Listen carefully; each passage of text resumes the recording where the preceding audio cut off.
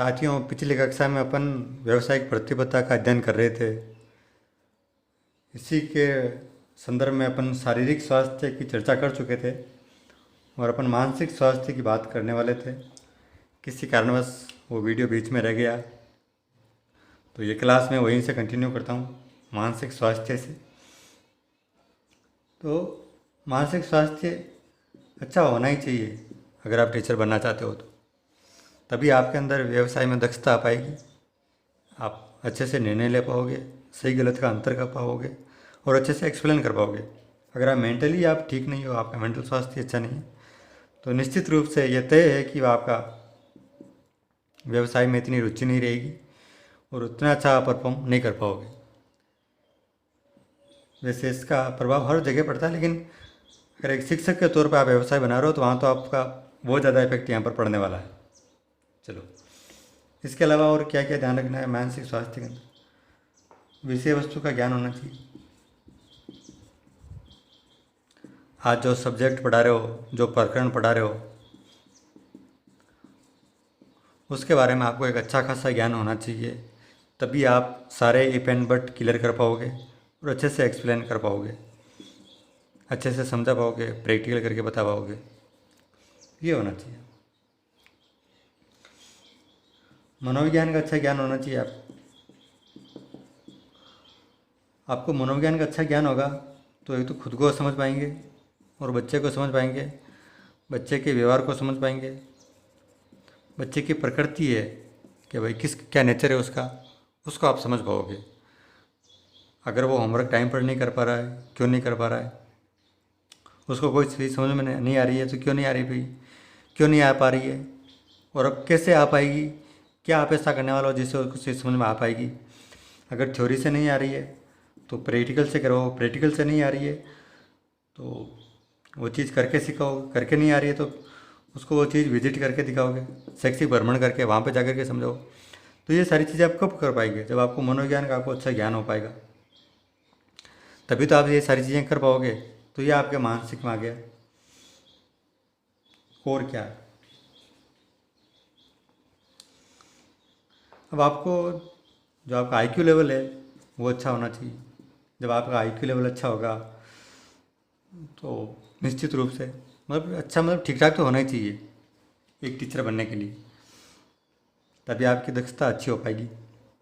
आपको विषय वस्तु का ज्ञान होगा, मनोविज्ञान का ज्ञान होगा और जो अपना कल्चर है, अपनी भाषा है, उसका भी आपको ज्ञान होगा। आईक्यू हो गया। अब क्या हो सकता है? कॉन्फिडेंस, आत्मविश्वास।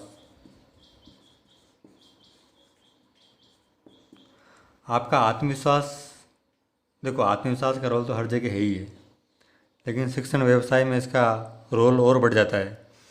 जितना आपका आत्मविश्वास अच्छा होगा तो आप अपने आप को अच्छे से प्रेजेंट कर पाओगे। आत्मविश्वास कब अच्छा होगा? जब आपको विषय वस्तु का अच्छा ज्ञान होगा, आपके अंदर वो स्किल होगी। स्किल कब डेवलपमेंट होगी? जब आप बीएड और बीएसटीसी रेगुलर करेंगे, आप इंटर्नशिप अच्छे से करेंगे, तभी तो आपकी आत्मविश्वास बढ़ेगा, आपकी स्किल डेवलपमेंट होगी। लेकिन आप ये टाइम पर करेंगे ही नहीं, पैसे दे करके आ जाएंगे और कैसे भी सोचेंगे कैसे भी करके टीचर बन जाएं। तो इस अप्रोच को ठीक करने के लिए यह टॉपिक आपके यहाँ पर डाला गया है। तो अब तो कई जगह पर स्किल टेस्ट भी होता है, जैसे केवीएस वगैरह है, एडब्ल्यूएस हो गया, और एनवीएस में भी होता है, इंटरव्यू वगैरह होता है। इंटरव्यू में ये तो देखते हैं वहाँ पर पढ़ा करके डेमो लिया जाता है आपको। ये इसलिए जाता है कि आपकी स्किल है कि नहीं है आपके अंदर। इसी के थ्रू आपकी वो प्रतिबद्धता चेक करते हैं। तो आत्मविश्वास अच्छा होना चाहिए। आत्मविश्वास अच्छा कब आएगा? जब आपको विषय वस्तु का ज्ञान होगा, आपकी स्किल अच्छी होगी और आपने उसकी प्रैक्टिस करी होगी, तो ही आएगा। अब नई टेक्नोलॉजी है, आईटी सेक्टर, उसका ज्ञान भी आपको होना चाहिए। कंप्यूटर का अच्छा खासा ज्ञान होना चाहिए, तभी आप पीपीटी बना पाएंगे, अच्छे से प्रेजेंट कर पाएंगे। कुछ ऐसे टॉपिक्स होते हैं, कुछ ऐसी तैयारियाँ होती है जो कंप्यूटर पर आपको करनी आती, इसीलिए कंप्यूटर को अनिवार्य कर दिया गया। आपके थर्ड ग्रेड का जो पेपर होगा उसके अंदर कंप्यूटर का एक पेपर होता है, आईटी सेक्टर का, आईसीटी बोलते हैं उसको। 5 क्वेश्चन आते हैं 10 नंबर के। ये क्यों शुरू किया गया? ताकि आपको कंप्यूटर का अच्छा नॉलेज होना चाहिए, इतना नॉलेज होना चाहिए कि काम चल जाए। ठीक है, ये आपके सारे तो मेंटल के अंदर आ गए। और भी हो सकता है, जैसे व्यवहारिक होना चाहिए आदमी को, संस्कृति का ज्ञान होना चाहिए, देश की संस्कृति का, राज्य की संस्कृति का, जिस क्षेत्र विशेष की संस्कृति का ज्ञान होना चाहिए, वहाँ की भाषा भी आपको आनी चाहिए। इसकी वकालत आपके NEP 2020 भी करती है। और क्या क्या चीज़ें हैं आपके अकॉर्डिंग शिक्षा के अंदर आप खुश हो सकते हैं? शारीरिक हो गया, मानसिक, अब आ गया सामाजिक। सामाजिक पक्ष में आदमी व्यवहारिक होना चाहिए। ऐसा नहीं है जो रूल्स और रेगुलेशन में इतना बंध जाए कि अपना व्यवहार ही करना ही भूल जाए। जो प्राकृतिक व्यवहार होता है इंसान का वही भूल जाए, तो वो ऐसी चीज़ नहीं होनी चाहिए, एकदम सामाजिक होना चाहिए। ठीक है, रूल्स एंड रेगुलेशन ज़रूरी है, लेकिन ऐसा नहीं हो कि एकदम वो काम रोबोटिक हो जाए। आप आए, पढ़ाए, चले गए, होमवर्क चेक कर लिया, टेस्ट ले लिया, एकदम रोबोटिक हो गए एकदम, मतलब कक्षा में अंत्य व्यक्ति क्रिया भी नहीं हो रही है। जितना ज़्यादा बच्चों और शिक्षक के बीच में इंटरेक्शन बढ़ेगा, जितना ज़्यादा अनौपचारिक माहौल बनेगा वहाँ पर, उतनी ज़्यादा लर्निंग अच्छी होगी वहाँ पर। तो ये सारी चीज़ें कब आएगी? जब आपकी व्यवसाय के प्रति रुचि होगी, आप व्यवहारिक होंगे और आपको इन सब चीज़ों का ज्ञान होगा, तभी ये चीज़ें पॉसिबल हो पाएगी वहाँ पर।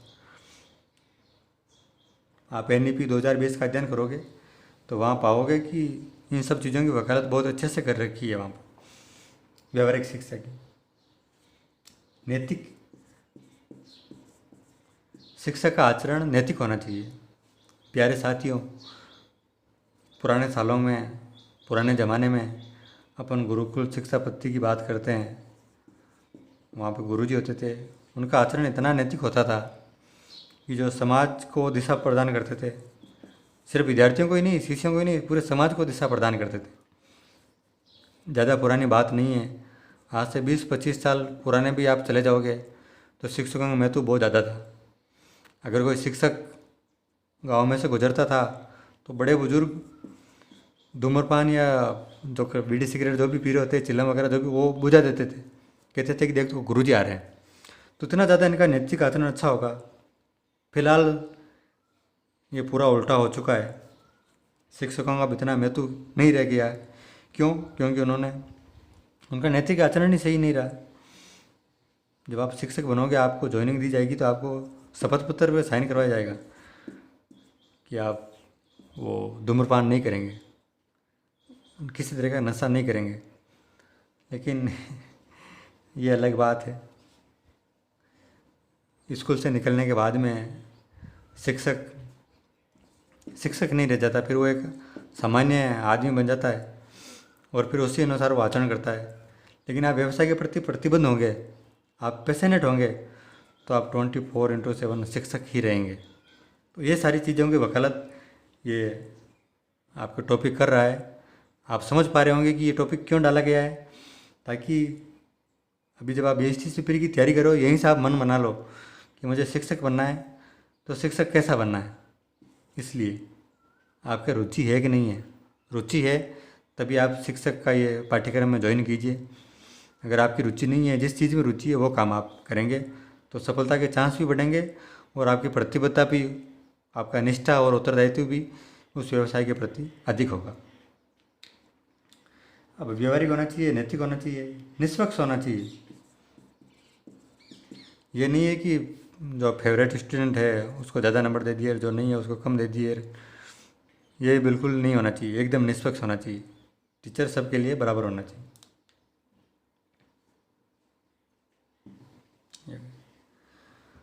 अब दयालु होना चाहिए, ये तो हर व्यक्ति को होना चाहिए, लेकिन शिक्षक को तो होना ही होना चाहिए। जब शिक्षक में इस तरह का गुण होगा तो वो अधिक सामाजिक हो पाएगा। और भी बहुत सारी दयालुता, सिर्फ दयालु होगा तो उसके अंदर बहुत सारी खूबियाँ भी होगी। संवेदनशील होना चाहिए। कक्षा में बहुत सारे बालक होते हैं, प्रत्येक बालक की अलग अलग समस्या होती है, वो अलग अलग सामाजिक आर्थिक पृष्ठभूमि से उठ करके आया हुआ होता है। तो शिक्षक को उस चीज़ का ज्ञान होना चाहिए और संवेदनशील होना चाहिए कि किस बालक को क्या समस्या है और उसमें वो किस तरह से अपना योगदान दे सकता है। संवेदनशील होगा तभी तो उनकी जो समस्या को जान पाएगा। संवेदना ही नहीं, उसके अंदर संवेदना ही नहीं होगी तो फिर वो कैसे जान पाएगा। रोबोटिक नहीं बनना है आपको, कुल मिला के बात ये है। और भी बहुत सारे विनम्र और पोलाइट होना चाहिए। ऐसे उसकी जो बॉडी लैंग्वेज हो, जो उसकी भाषा है, उसमें विनम्रता झलकनी चाहिए।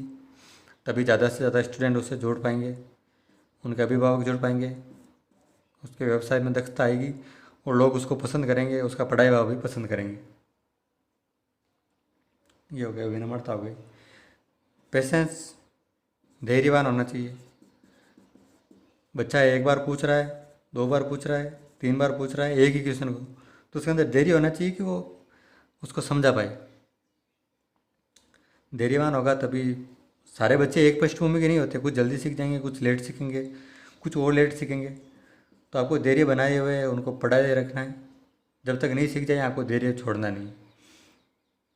आपका कैरेक्टर अच्छा होना चाहिए, आप चरित्रवान होना चाहिए।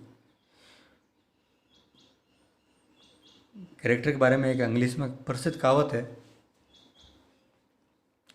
Wealth is lost, nothing is lost, health is lost, something is lost, if character is lost everything is lost. तो आपको समझ में आ गया होगा कि कैरेक्टर की क्या वैल्यू है, चरित्र की क्या वैल्यू है। निश्चित रूप से एक शिक्षक का चरित्र बहुत अच्छा होना चाहिए। चलो, ये सारी बातें थी, ये आपके सामाजिक पक्ष आ गया।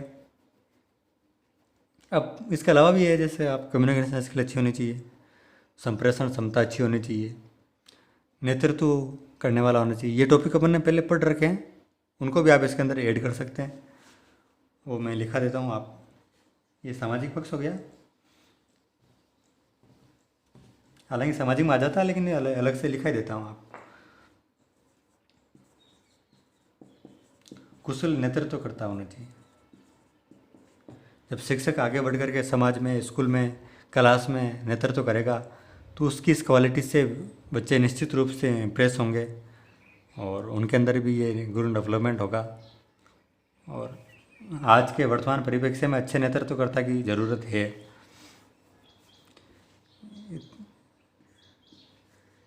वो सोशल मीडिया वाले नेता नहीं बनने आप, युवा बेरोजगार युवा नेता, बोलने करने का ढंग है नहीं, समस्याओं का ज्ञान है नहीं, बस मुंह उठा के सफ़ेद कपड़े पहन के युवा नेता बने, ऐसा नहीं बनना आपको।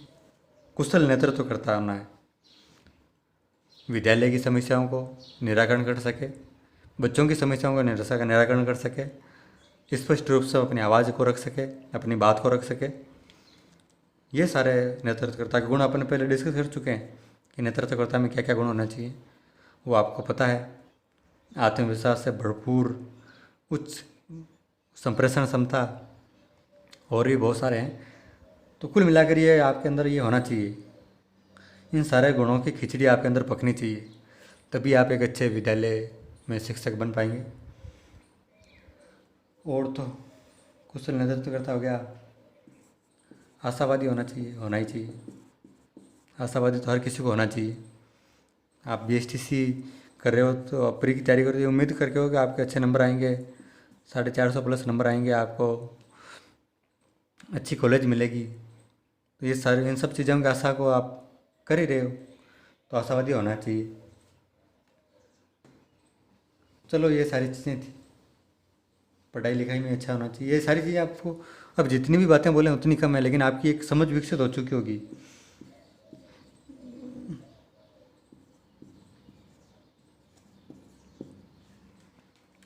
विभिन्न पक्षों के प्रति, एक शिक्षक के जो विभिन्न पक्ष होते हैं, उन पक्षों के प्रति आपकी समझ विकसित हो चुकी, भाई यही चीज़ें होनी चाहिए, इस तरीके से ये चीज़ें होनी चाहिए। लिखाने को मैं बहुत सारे टॉपिक पॉइंट और लिखा सकता हूँ, लेकिन अब इतने में आपको समझ में आ गया कि क्या क्या ये चीज़ें होनी चाहिए। एकदम नॉर्मल व्यवहारिक टॉपिक था, आपको आनंद आया होगा। और पुराने सालों के क्वेश्चंस की क्लास भी मैं लेकर के आने वाला हूँ, उनको सोल्व करेंगे तो आपकी समझ और ज़्यादा बढ़ जाएगी। आपको निरंतर पढ़ाई करते रहना है, एकदम आशावादी बने रहना है, ऊर्जावान बने रहना है, और कक्षा को, इस पढ़ाई को एंजॉय करना है। Learning with fun. चलो, इसी आशा के साथ आज की क्लास को विराम देते हैं। जय हिंद, जय भारत, थैंक यू।